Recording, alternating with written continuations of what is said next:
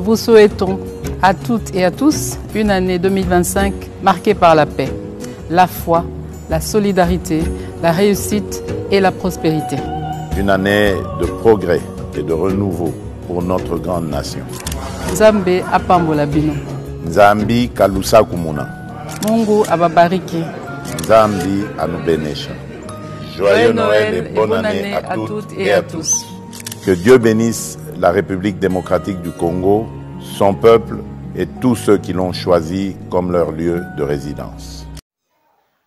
Matondo mingi na bandeko boponi GCAM télévision pour partager na biso basango ya République démocratique du Congo.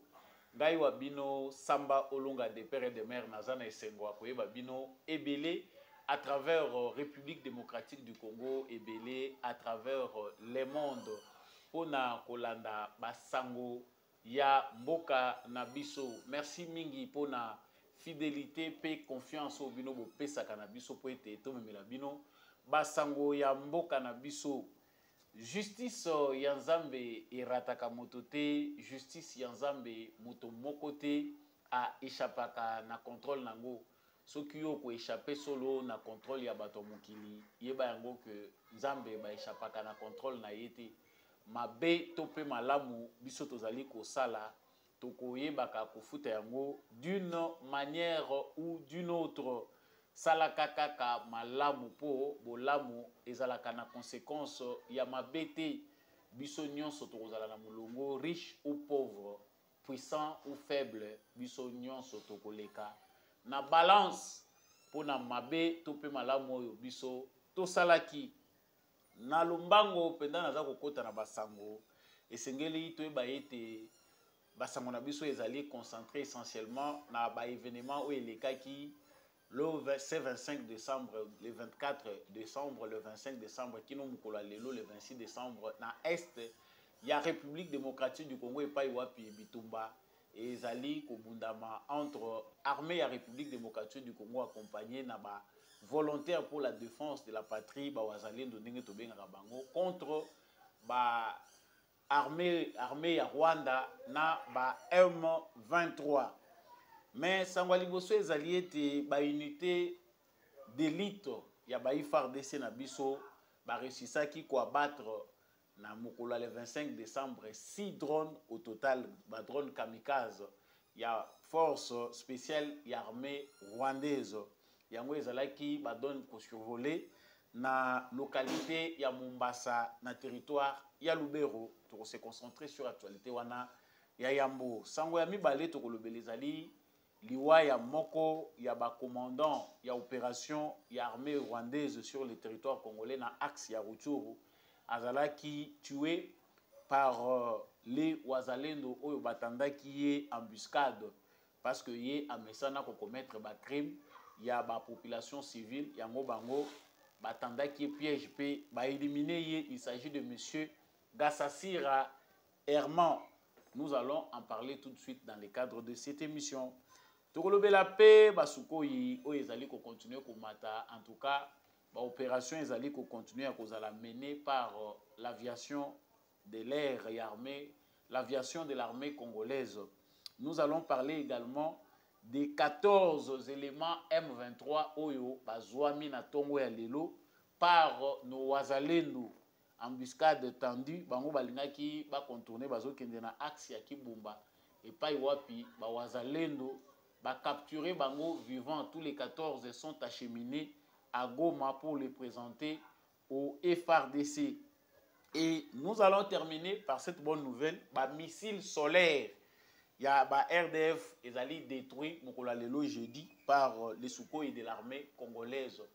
Système de défense anti-aérien, il y a ba Rwandais ezali ko réussir parce que ezalaki détruit mokola lelo par l'armée de la République démocratique du Congo. Encore une fois de plus, Nazali na esengwa koyeba bino ebele à travers la République démocratique du Congo. Merci mingi na confiance pe fidélité bino bozali kokoba na kopesa biso po ete to memela bino basango ya mboka na bino soki oza déjà en direct pour na ko partager basango na ngai analyste na bino communicateur na bino like vidéo oyo partager yango kobosana te kotika commentaire pe ko s'abonner na etando na biso. Voilà. Nauti kolobawa que sangwa liboso ezali concernant makambo elekaki le 25 pendant que biso tozalaki ko célébrer fête. Il y a Noël pour ceux qui célèbrent. En tout cas, il y a aussi des milliards d'individus sur terre oyo ba célébrer Noël. Ndenge ba chrétien musu baza ko salango. Il est vrai que ezali pe na ba Christ mususu oyo ba célébrer Noël. Oyo comment fête moko ekenda au-delà même de la religion chrétienne ou du christianisme. Donc batu mususu ba kota pe déjà na rythme ya ko fêter to pe ko célébrer Noël sans vraiment savoir oyo ezali fondement nango to pe histoire nango esali que le 25 novembre ezala jour oyo baza ko célébrer Noël. Mais malgré cela, nous savons que et comment mondialement connu que le 25 décembre ezala ka Noël, jour oyo ba célébrer ka mbotama ya Yesu Christo. Mais pendant que ba fête ezalaki koleka armée na biso ba mapinga na biso bango bazalaki sans répit, surtout que mboka na biso ezali vraiment menacé, ba localité ya mboka na biso ezali entre les mains de l'ennemi pe bango bazali ko planifier ba attaque mususu contre ba localité mususu to pe ba territoire mususu. C'est ainsi que ba unité d'élite ya armée congolaise va réussir pour la mokolo ya le 25 décembre ko abattre 6 drones kamikaze ya armée rwandaise. Likambo ya ba drone kamikaze, nous en avons parlé dans nos récentes émissions. Il s'agit des drones où ils allaient téléguidés, ba opérateurs nango bazalaka bazali formés, des drones oyo ils allaient ko survoler ba position ennemie pour na kokende kotika ba bombe. Donc ko ya bino soki bozali ko tirer attention te bomoni kaka explosion et salami na ba position na bino, vous serez en débandade bien sûr. Mais après plusieurs préparations, après avoir aussi tablé sur la situation, armée na biso et zui vraiment ba dispositif ou esengeli ba disposition esengeli pona pour banda ko abattre ba drone wana mécanisme ni les a mis en place, en tout cas wana les a techniciens toyoka ki pe récemment que l'armée congolaise avait aussi sa nouvelle acquisition oyo ezali système ya défense anti-aérien na ngambo na biso pe Congo to komi pe na système wana eza ko permettre que zone moko bien définie ezala vraiment défendue face à des menaces ou des attaques aériennes.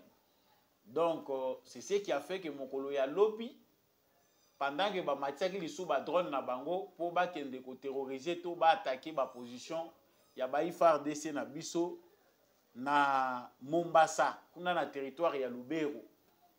L'armée congolaise via ba unité d'élite ya FARDC, ba unité d'élite au bato bayebite parce que ça spécifié on taille le nom, ils ali ba unité moko spécialisée à ba technicien ba o bayebi pe makambo ya technologie moderne ya armement ndenge nini bakoki coopérer bango wana pende mutu baza ko assurer pona ko déviaka système ya brouillage oyo ba Rwandais bazali ko utiliser pona ko brouiller GPS ya ba avion na biso, que ça soit civil ou militaire, parce que ça faisait un bout de temps où ba avion na biso topé ba hélicoptère na biso ezalaki te ko parvenir ko mata par peur que ba frapper bango à partir ya likolo na ba missile solaire. Mais esengo na biso eza makasi parce que la peur pour l'instant a changé de camp. Tu as vu que ezali bataille gagnée, ezali guerre te. Parce que les Rwandais sont souples à la recherche de solutions. Mokolo biso tozwaka ba drone na biso enyokolaka ba Rwandais na ko frappaka bango ko bomaka bango. Ils n'ont pas pris beaucoup de temps, ils n'ont pas pris une année pour bakende ko luka système ya défense anti-aérien ba banda ko contrecarrer ba drone na biso. C'était de la même manière que awa lokola ba réussir ba bomi ba drone, ba bomi na ba opérateur ya ba drone wana. En tout cas, félicitations à la unité d'élite, il y a des FARDC Nabiso qui ont fait un excellent travail les jours de Noël. C'est un bon cadeau Oyo armée Nabiso et Pessi Biso. Boyebi ke Biso Batoyo Nabino to mesana kolanda du jour au jour. Actualité à l'est de la République démocratique du Congo. Chaque fois que tu perds dans la localité, chaque fois que tu as les Kamomabé comme la Rabiso, tu as la Pongité, tu as la Lésité.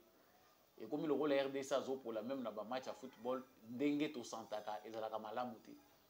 En tout cas, je ne sais pas, Nazayaki les plus heureux, Yakoyo Kasangoana qui badron et Koufisis, Bafar DC Nabiso, Bapesi information, en tout cas, ezalaki kitoko makasi na localité ya Mombasa.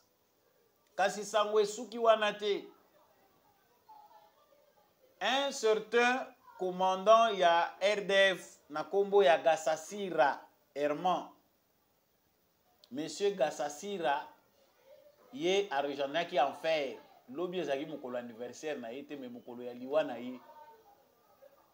Ce monsieur-là a été envoyé en enfer par Nouazalendo. Parce que au moins que l'armée Nabiso ezali coopérer de plusieurs manières. Ezali na ba militaire oyo baza ko bundaka baza spécialisé na bitumba corps à corps, ba militaire spécialisé na technique ya combat na jungle, eza na ba militaire oyo bazali ba parachutiste, toza na ba force spéciale oyo ba opéraka kaka na butu. Ezali pe na bato pe baza ko mener ba recherche uniquement pona ko alevaka. Soki ba moni muto yo ndependa muto asimbi force na ngaba bene, il faut éliminer. Ce dernier temps, vous avez vu que dans l'information, vous avez mingi que ba commandant ya ba RDF bazo kufa. Ce sont des opérations menées par des forces spéciales congolaises.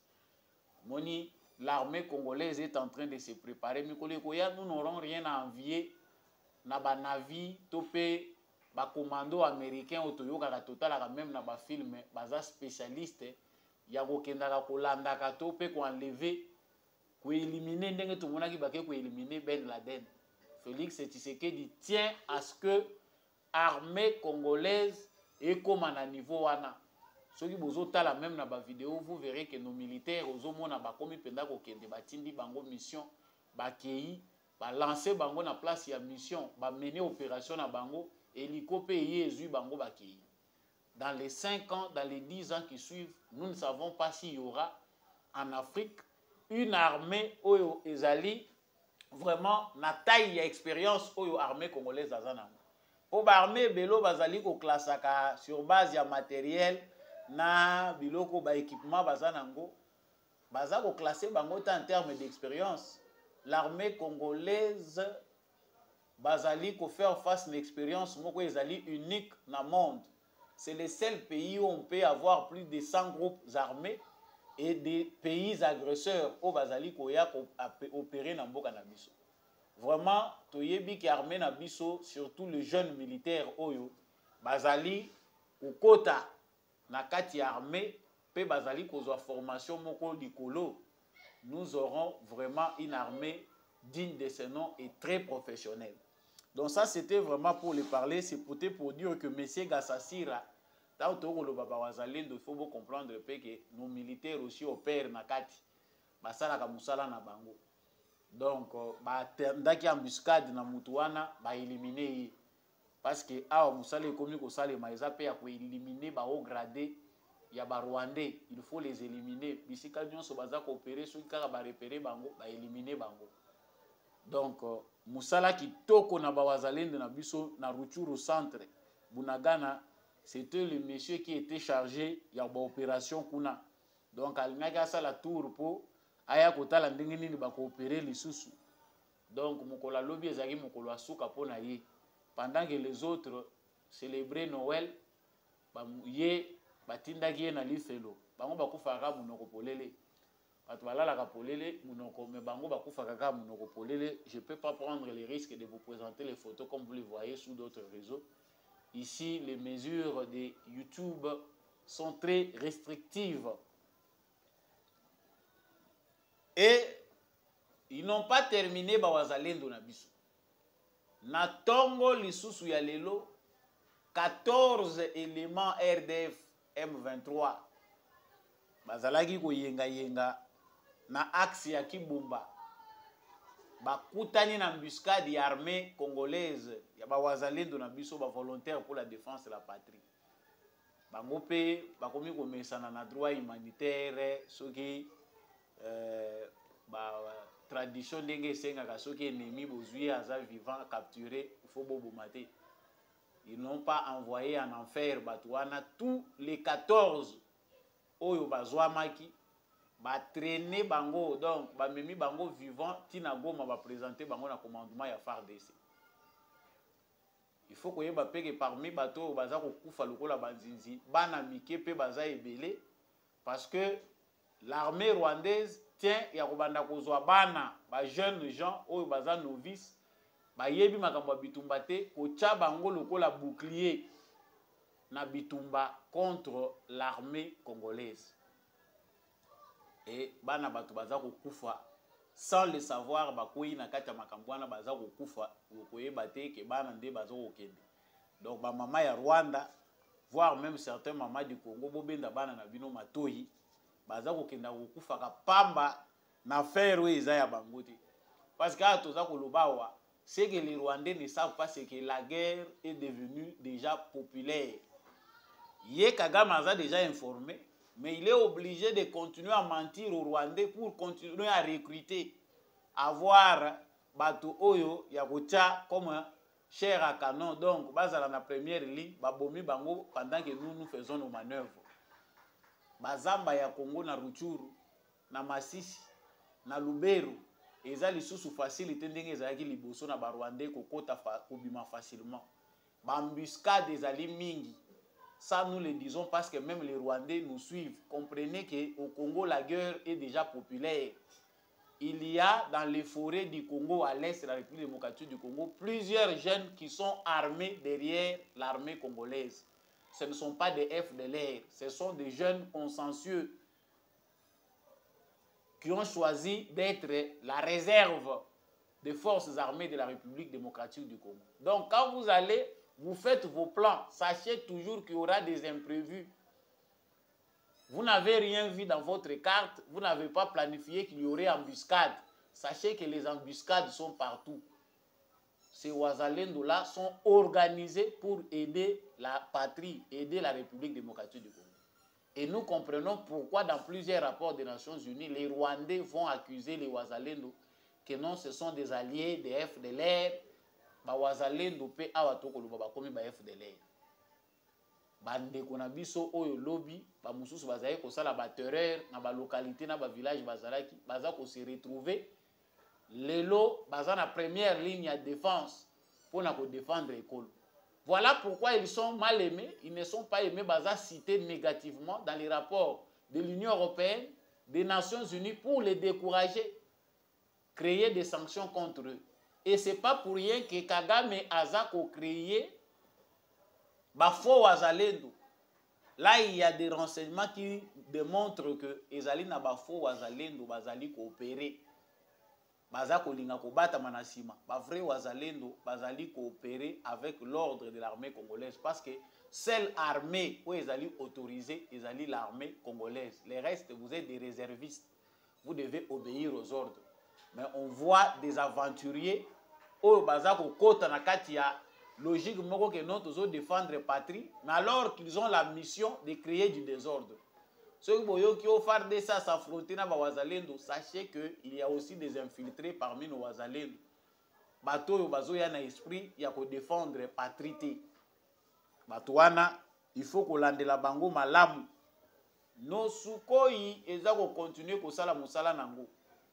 J'étais très heureux. Je pense que la régie a au côté la bino image bon mon ndenge Sukhoi ezo osala musala nango. Sukhoi armée congolaise ezali ko continuer ko mata et mati pa mbate sikoyo, c'est parce que la technique rassure ba unité na biso de lutte bazali ko rassurer maintenant pour que nos avions de chasse puissent monter. Ça faisait un bout de temps, ça faisait un long moment. Et avec aussi la complicité des Occidentaux, Oyo, ba pesaki système moko ya défense anti-aérienne à Rwandais, pour être ba compliqué kabiso sur terrain. la manœuvre a réussi parce que l'aviation militaire, l'aviation nabiso militaire, il y a RDC et Zongeli Moussala Nango. Boyoki ke basukoi et mati bilelo zongi na Rwanda. Donc na moment où il y a ba festivité, bana ba Rwandais ba yebi que na niveau yo bazali oko okufa no na Congo, usutuki ka boza déjà na ngambo wana yo lali pungi me moto ya sukoi e baloli na mabele bakundi yo sans que okundama. Ba missile solaire ya M23 ils a détruit ce jeudi par l'aviation de l'armée congolaise. Ce qui boyoki basuko e bazongeli ko mata, c'est parce que missile wana baza ko utiliser balandeli batie yango moto. Eza ko sala te. Ndenge baza wana bazui devoir bazonga lisusu bakende ko luka missile mususu pour que baya ko réutiliser face à l'armée congolaise. Ils doivent continuer à chercher encore. Ndenge omonaki bango bakendaki Pakistan au système de défense anti-aérien bauti kozwa lokuta. Il y a des Américains, des Européens qui sont derrière l'entêtement de Paul Kagame pour basala kabiloko wana. Donc tu sais que dans salama sécurité côté wana bato bazo kanisa kiza ba fable. Non, la guerre ne se fait pas avec des paroles, des simples paroles. Chaque jour qui passe, ezali expérience ya sika, ezali avancée moko stratégique na ngambu ya politique ya défense ya Tshisekedi. Ayebaki bien que nous ne faisons pas face au Rwanda, nous faisons face au monde entier. Nous faisons face à un groupe de pays qui pensent que le Congo doit continuer à être instable pour commencer à continuer à nous piller. Et c'est ce qui s'est passé. Awa tozali koloba boche toche toza kokende nango. Ça ne veut pas dire que tokende nango na désordre. Tshisekedi a déjà gagné la bataille sur le plan diplomatique. Oyo cardinal Ambongo aza koloba que la diplomatie et la guerre ont déjà montré leurs limites. Yende mutaza na solution à repérer la biso kimia. Lokuta Tshisekedi savait que ce qui a hasardé a même Congo na guerre ouverte contre le Rwanda sans préparation, sans écarter ces traîtres que nous avons dans notre armée, sans avoir au préalable une armée efficace. Pour les lots, il se rassurer. Tant que même si bana na biso bandeko na biso batata na biso bazali kozo expérience baza formé sika le plus que bazali kubunda bazali kokoma fuité. Mais Tshisekedi aujourd'hui a une jeune armée sur laquelle nous pouvons compter. Outre bandeko na biso ebele mususu oyo bauta na ba mouvement rebelle o lelo ba koma ba généraux ba colonels baza na problème ya ko changer ba mentalité parce que plus habitué au commerce, plus habitué au mouvement rebelle que na guerre na ndenge ya solo. Pour ceux qui veulent rejoindre l'armée, sachez que sous Félix Tshisekedi liboso toza ko kende makambo eza bien. Notre armée, on peut se rassurer que et koza l'armée moko na place nango awa na Afrique. Yambo ete to suki se sengeli to eba ete ba rumeur moko ezali ko circuler sous prétexte na armée na biso que o baza ko senga lisusu cesser le fait. O balobi selon la commandement bazolinga lisusu to sala cesser le fait contre les ennemis. C'est une fausse information que nos militaires se battent. Bobunda bitumba muta ko yebisa bino ki botelema. C'est le commandant suprême et le chef nabino ya ba opération. Rien n'est dit allant dans ce sens. Barwandais le gola bazako betama, leur diplomatie va aller dans le sens il y a que non, cesser les faits, recrudescence, il y a violence, nous voulons que ça cesse, retourner autour de la table. Cette fois-ci, même si on retourne à Luanda, vous allez continuer à combattre. Avion de chasse wanabo mataka moko mokote et mataka 3 balamoko. C'est ce que nous voulons. Vous allez comprendre que cette émission n'était pas longue et Zalaki toujours vraiment dans le cadre. Il y a quoi étaler la situation sécuritaire à l'est de la République démocratique du Congo, Bitumbezali pour continuer. Nous pensons bien que l'armée congolaise n'est pas loin de Rubaya. Il faut tout reprendre pour Luana Minier, où Ezali na Maboko. Il y a des terroristes rwandais, il y a l'armée rwandaise, Bazali qui exploiter, il y a un monde qui continuer à permettre que se réinviter à Kanaba ressources. Pour baso makamindu ki lisusu o bazo continuer ko piller biso. Émission na biso et komi nasuka Samba Olonga de père et de mère, comme d'habitude, Moutazalaki, na présentation. Merci na bandeko nyonso bozaka nesembo ya kolanda biso, bo liker vidéo oyo, bo partager yango, bo sarate ko commenter ko yebisa biso depuis wapi kolanda ki biso na République démocratique du Congo, depuis wapi kolanda ki biso à travers le monde. Merci mingi na équipe technique ya Ndekumbi ya Chako. Azalaki na technique pour que émission e komela bitando na bino. Matondo mingi na ba nyonso bo soutenaka GCAM télévision, tozo zela pe ba cadeau na bino, bo tinde la biso. Vraiment, je vous retrouve prochainement avec un nouveau numéro. Wazalendo na motema, par DC na motema.